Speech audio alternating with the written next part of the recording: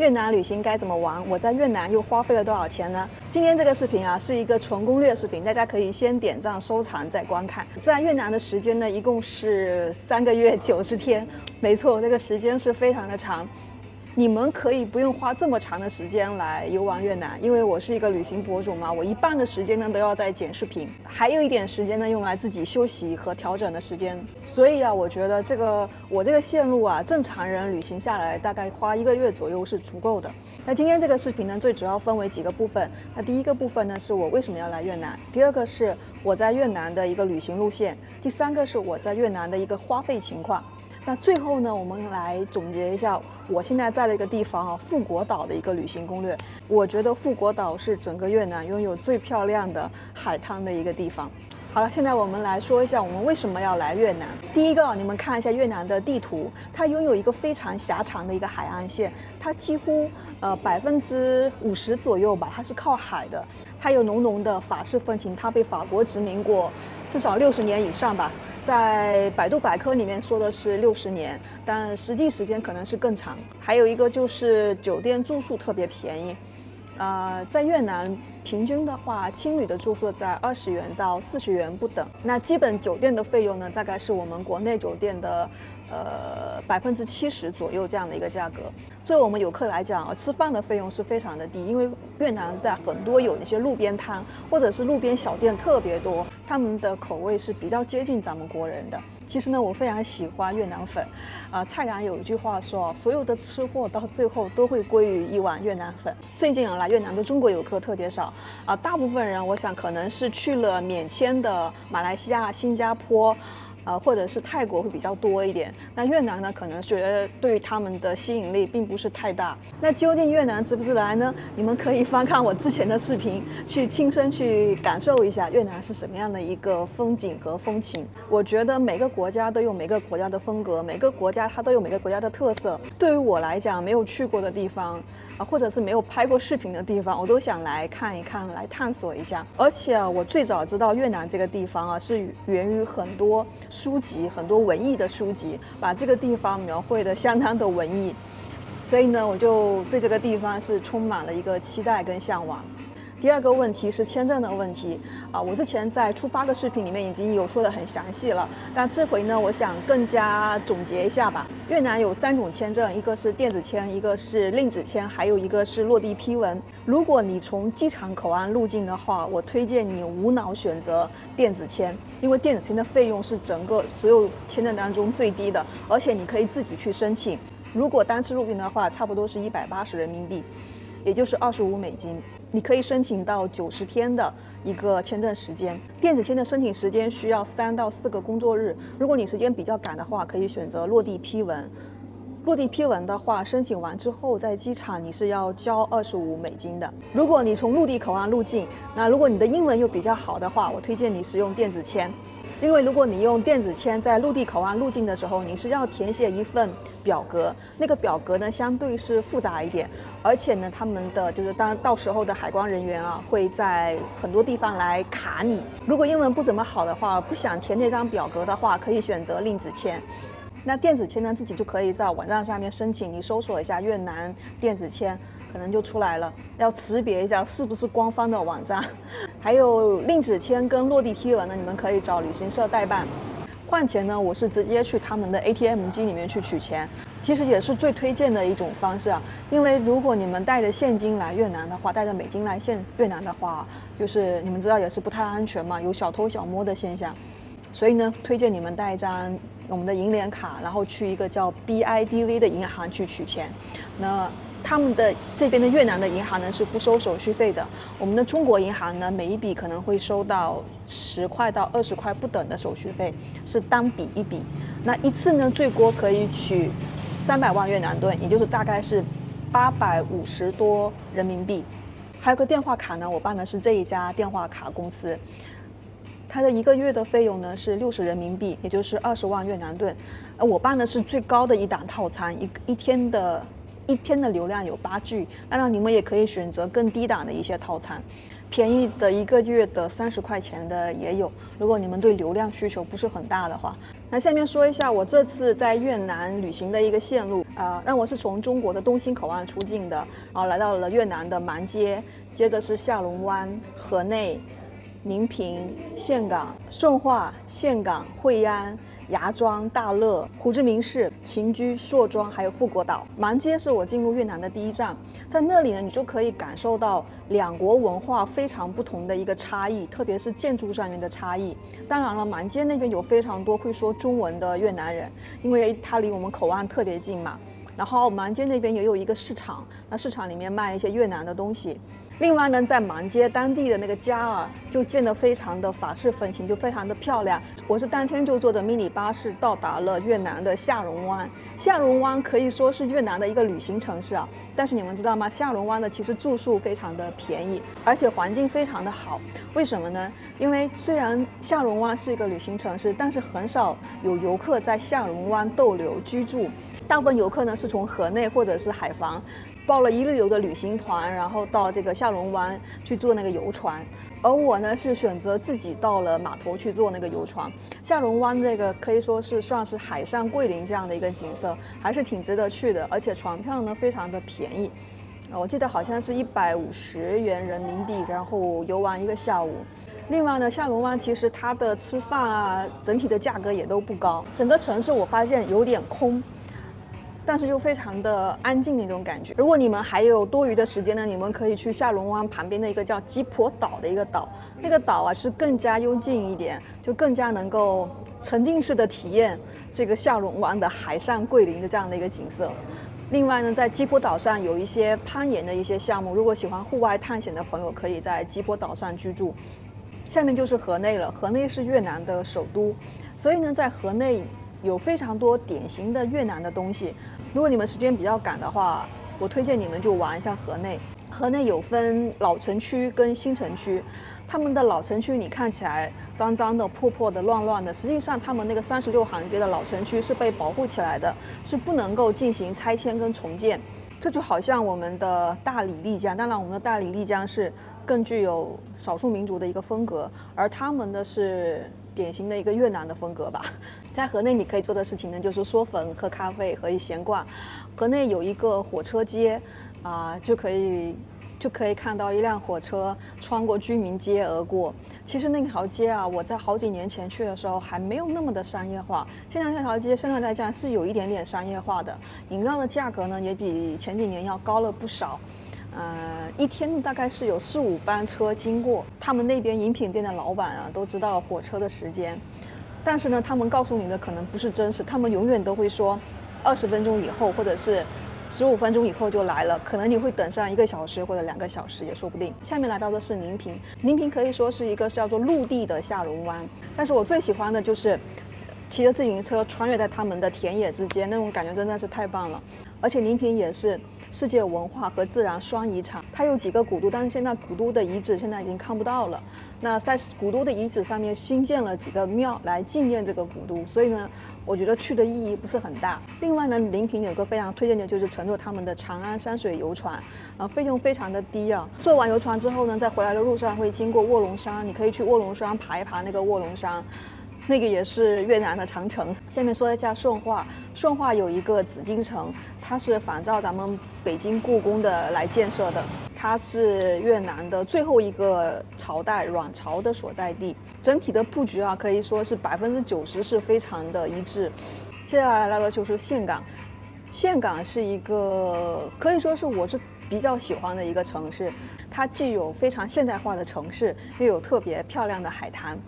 美西沙滩呢，也是作为全球排名的6大海滩之一，但是呢，目前呢，我没有感受到它的海滩有特别的美。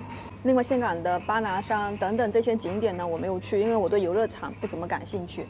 惠安是整个越南行程当中最特别的一个地方，它跟所有的越南的城市都不太一样，因为它是整个是作为一个文化遗产被保留下来了。它特别像咱们的中国，而且特别像咱们的福建泉州。惠安是最早的华人登陆越南的地方。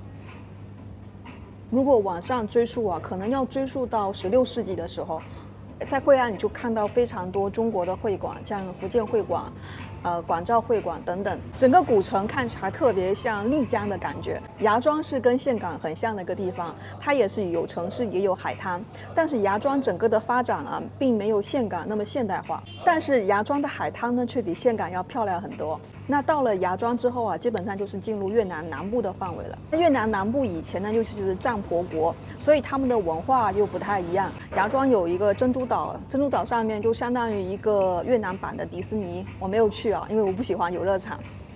你们也可以去玩海。在芽庄北部的海滩会比南部的就市中心的海滩要干净很多。就是如果你们喜欢海滩的话，可以住在偏北部的地区；如果你们喜欢城市的感觉，就是吃饭啊更加方便一点，那选择住在芽庄的市中心。那另外芽庄的很多4、5星酒店都特别便宜，你们也可以选择这种泡酒店游。下面说一下大乐，大乐是我在整个越南行程中比较喜欢的一个地方。首先呢，它在越南来讲是一个非常非常凉快的地方，气候非常的舒服。它是海拔1000多米，1300多米吧。这是以前法国人用来度假的一个地方，而且整个城市啊，我游览下来，大乐这个地方还不是特别的商业化。目前呢，更多的是他们本国的游客过来避暑、过来度假用的。在大乐，除了逛那些疯狂屋的景点之外，我非常推荐你们的是找一个就是看风景的山头，他们有很多可以看风景的咖啡馆。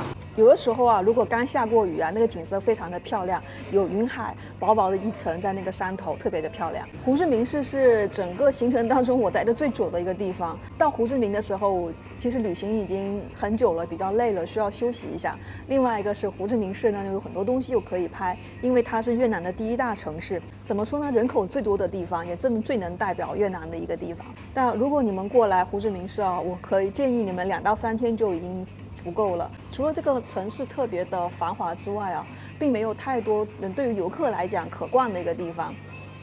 你们可以花1天的时间，把主要的中间的市中心的几个景点，他们都凑在一块嘛，逛一下。然后晚上呢，坐他们的观光大巴，把这个城市绕一圈，或者是坐他们的一个就是西贡河游船，去看一下这个城市的夜景。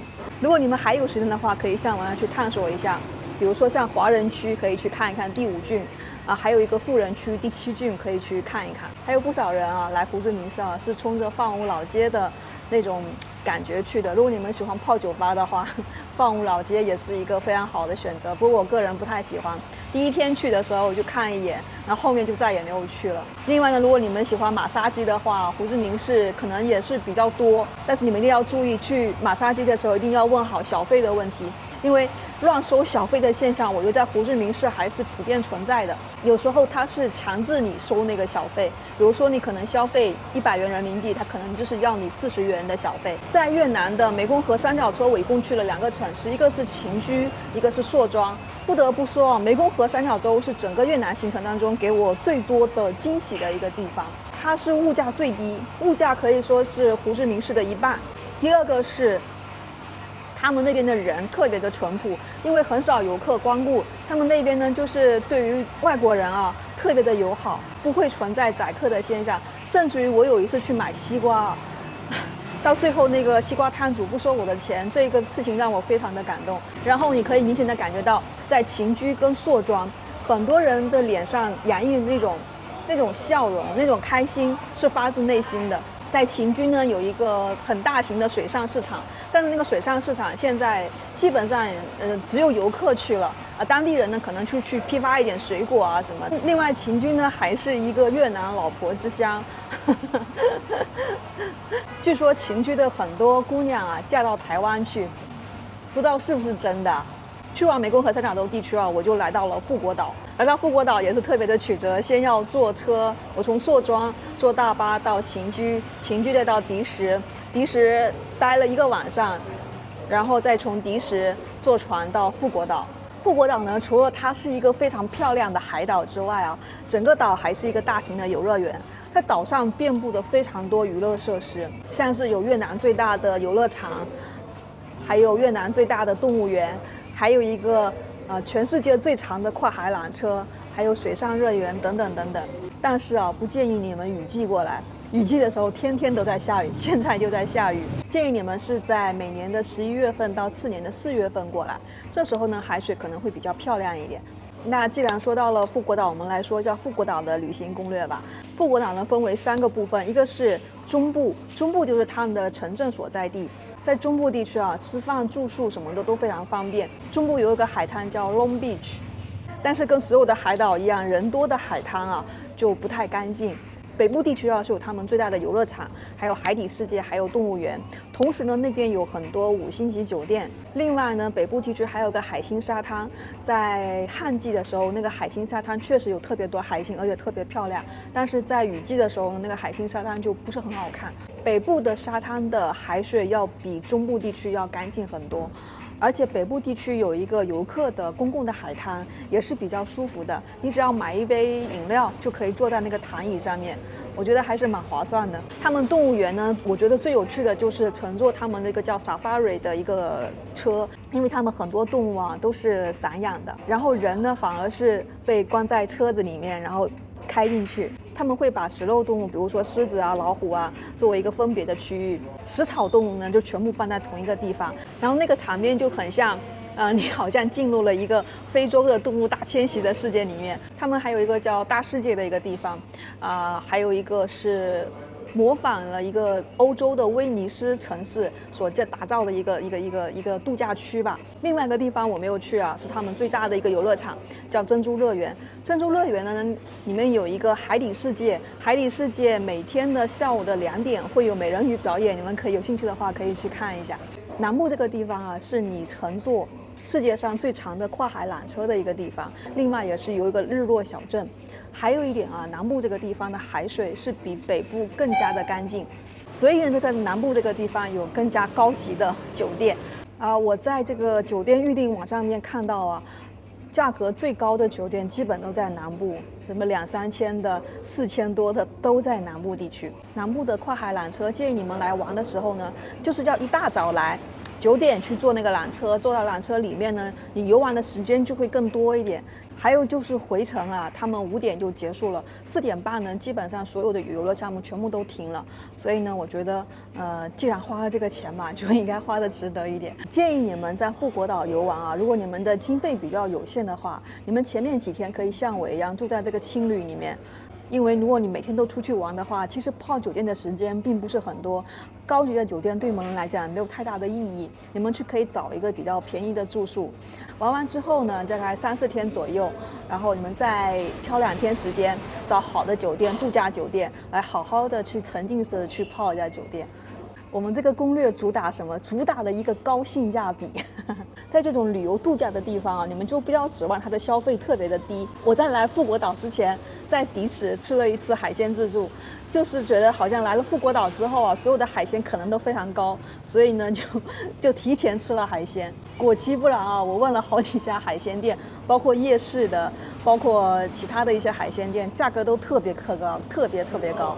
那在富国岛上有特色的一个小吃呢，是他们富国岛特有的，就是把虾泥跟鱼泥涂在碗的边边上面，然后滚烫的汤汁浇上去，然后把那个虾泥跟鱼泥烫熟，这样子出来的汤汁呢，味道就特别鲜美，而且呢，虾泥鱼泥也特别的爽脆弹口。我在富国岛上啊，这一份小吃可能有吃了3、4次吧，我觉得是非常的好吃。下面说一下我旅行越南3个月的时间，一共消费了多少钱？你们肯定很关心我的费用情况。一共是3个月的时间，那我中间呢，一共是回国了10天，所以扣除那10天呢，就是80天。80天的时间呢，我总共的花费是13495元。你们觉得这个费用是低了还是高了？在住宿方面呢，我的消费金额是3255元。那基本上呢，我是以住青旅为主，青旅的费用基本上一天就是20、30、40左右。交通的费用呢是1540元，这里面只是大交通的费用，就是城市跟城市之间的费用，还有坐船的费用。那我整个行程当中呢，游玩的费用呢是1285元，这里就包括了一些门票的费用。其实越南的门票是特别低的，大部分都是十几块、几块钱，有一些呢，就比如说游船的项目就会高一点。剩下呢就是富国岛的一些消费，那动物园呢是200块钱人民币，缆车呢是180左右。那剩下来的7415元呢，就是我平时吃饭啊、打车啊、打摩的啊，这些小费用，平均一天呢就是93元左右。很多人都有问我在越南住的几家青旅的名字啊，这边跟大家统一的说一下我住的几家青旅。第一个在下龙湾住的是 BBQ Hostel， 它是一个非常干净的，而且我个人住的非常舒服的一个青旅。第二个在河内住的是 Little Charm， 它是一个比较青旅的青旅，就是它有一个特别好的一个公共空间。然后它有非常专业的服务人员。宁平住的这个青旅呢，它有点越南语，不知道它怎么念的。它是我全程住过算是价位比较低的，还带着游泳池。缺点呢，可能是在宁平那个地方，相对来讲干净度没那么高。然后宁平那个地方呢，蚊子也会比较多一点。在顺化住的青旅呢是 The Dreams Homestay， 非常推荐你们住这一家。它有一个也是一个非常干净的游泳池。岘港这个青旅就特别推荐的，它叫 Sea Horse。我当时订的是在市中心的一家，在岘港就特别推荐你们住在市中心，为什么呢？因为吃东西特别方便，而且呢，就算你住在市中心，离海滩也是特别近的。如果你打个车呢，可能就2公里就到了。因为在海滩边上，很多餐厅它的价格是比较偏高的，所以不推荐你们住在海滩边上。在惠安住的呢是叫 OK 惠安，它是离惠安古城有一段距离，大概是1.8公里左右。那这也没有关系啊，每天你可以打一辆摩托车到他们的古城区去逛，可能打一次车也就5、6块钱，5、6块人民币，特别的便宜。在芽庄住的青旅呢是 Casa Hostel， 这家青旅呢是不太推荐你们去住，因为它的4人间里面的房间特别的狭小，而且没有窗户。那整个芽庄它又是靠海边，又比较潮湿。在大乐住的青旅是叫 Mr. Peace。我记得这个是全城最便宜的一家青旅，7万越南盾，也是折合人民币20块钱。我住的是一个4人间，有单独的一个卫生间，另外他们的楼顶有一个厨房和天台吧，就可以看到这个大乐的整个房子的景色也特别好看。胡志明市住的青旅是 Night Station Hostel and Bar。这家我选的这家青旅呢，最主要是它的性价比很高，费用是10万一天，也就是折合人民币大概30块钱左右。在秦居住的是 Welcome Inn， 这也是我非常推荐的一家青旅啊。它其实是一个民宿，然后呢，它有厨房，给我的感觉就好像住在自己家的别墅一样那种感觉。那在硕庄就没有青旅了，硕庄住的是一家酒店，房间可能比较小一点，但是干净度还行，算是一家中规中矩的酒店吧。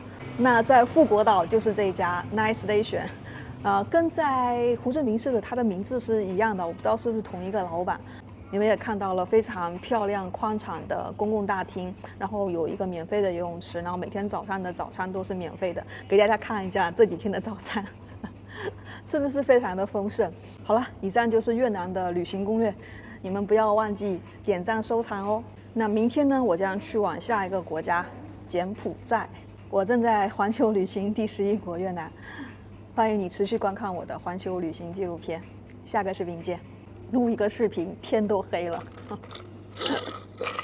我现在准备去游泳去了，游泳就不给你们拍了。